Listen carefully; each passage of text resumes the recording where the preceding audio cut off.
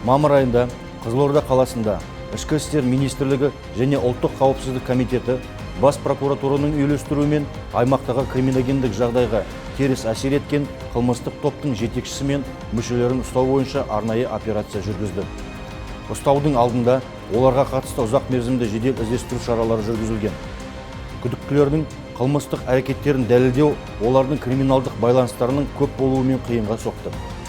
Барлық фактілер бойынша тексеру жүргізілуде.